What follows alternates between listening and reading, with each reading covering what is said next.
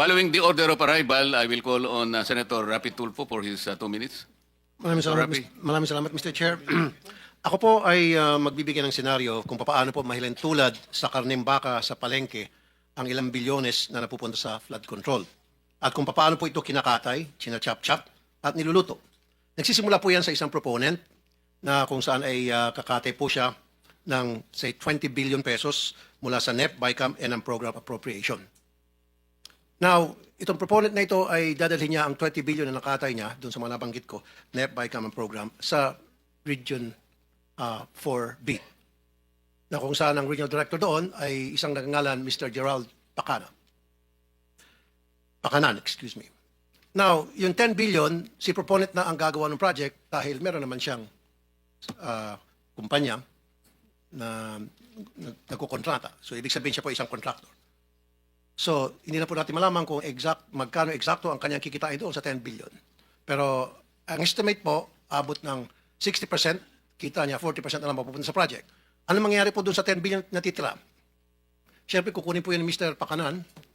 At yung 5 billion, si Mr. Pakanan na po ang gagawa ng project dahil meron din po siyang sariling kumpanya na nangungontrata. And of course, doon sa 5 billion niya, magbibigay siya ng 28% SOP sa proponent. Now, anong mangyari doon sa 5 billion na natitira na? Yun po ay ibibigay ni Mr. Pakanan sa kanyang mga kaibigang kontraktor. And of course, again, si proponent kikita po ng 28%.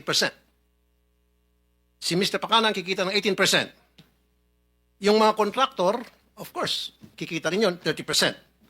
Alisin po natin dyan yung 7% para sa tax sa BIR o VAT.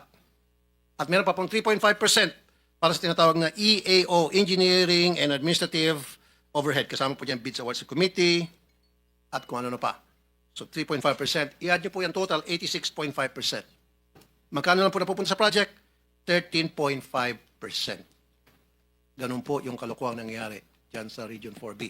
Now, kunti na lang, Mr. Chairman.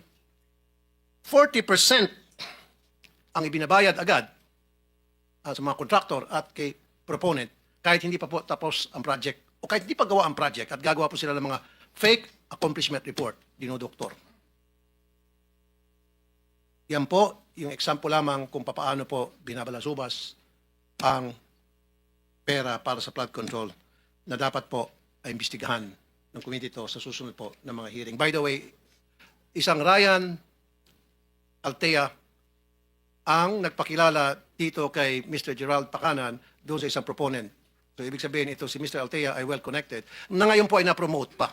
Ang daming kalokong ginagawa, na-promote at siya po ngayon ay isang director sa main office. Maraming salamat, Mr. Chair.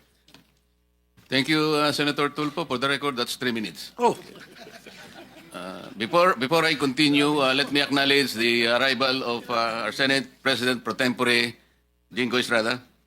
So let's continue with Senator Erwin Tulfo. 2 minutes. Thank you, Mr. Chair. Thank you. 545.64 billion pesos of flood control. This is nothing less than a grand robbery of our nation. Sa salitang kalye, pagnanakaw to the max. DPWH officials, contractors, and their cohorts in public office need not explain anymore because we already have an answer why year after year flood waters still drown our communities while their bank accounts are flooded with taxpayers' money. Bago pa man may sakatuparan ang isang proyekto, hinihinga na po ng 20 hanggang 25% na komisyon ang mga kontratista, masaklap po ng ilang mga politiko. Yan po ang dahilan kung bakit substandard o palpak ang mga proyekto at karamihan ay ghost projects na. Ang sistemang ito dumadaan mula sa politiko, undersecretaries, regional director, district engineer hanggang sa project engineers. At sa bawat opisyal na dadaanan pa ng flood control project na ito ay nakakaltasan pa ito ng 2 hanggang 5%. Halimbawa, kung ang proyekto ay pinondohan ng 100 milyon, nasa 40 to 30 milyon na lang po ang halaga nito pag nagawa na dahil sa mga komisyon o kickback simula sa itaas hanggang sa ibaba. At kadalasan ay ghost project na lang ang flood control. Let me ask, sino-sino ang kumita habang libu-libong Pilipino ang nalulunod sa baha? Mr. Chair, we cannot hide behind technicalities anymore. Names must be named, heads must roll. The Filipino people are tired of endless excuses and lies while corruption continues to thrive. Ilan sa mga government projects ng DPWH ay sila mismo ang gumagawa o tumitira nito na kung tawagin nila ay in-house construction. At ang resulta ng in-house construction na ito ay ghost projects nga. Ilang kasi sa mga opisyal dyan ay mga kontratista o di kaya mga construction company. Ito ang dahilan kung bakit napakaraming mga bilyonaryo at bilyonarya sa DPWH na nagmamayari ng eroplano, daan-daang milyong halaga ng mansyon sa mamahaling subdivision sa Metro Manila. May kasama pa pong kasino. At kapag natalo sa kasino o sa sabong, hindi niya nararamdaman kahit milyon ang talo. This committee, Mr. Chair, must not only expose the truth, but also ensure that those guilty are punished, whether they are past or present officials, contractors or protectors in higher office. Kung may nakinabang dito, hindi po ang bayan, kundi ang mga magnanakaw sa pamahalaan. And today, this Blue Ribbon Committee, Mr. Chair, shall make sure that this is the day of reckoning. Tamaan na po ang tamaan, kaibigan, kasamahan, kamag-anak o matataas na opisyal, justice must be served. Maraming salamat, Mr. Chair. Thank you, Senator Erwin. Sabi mo, names must be named. Sana sinabi mo na yung mga pangalan ng mga politiko eh. Pero may oras ka pa naman, maya-maya ng konti. Kung may listahan ka dyan, banggitin na natin lahat ang mga dapat banggitin.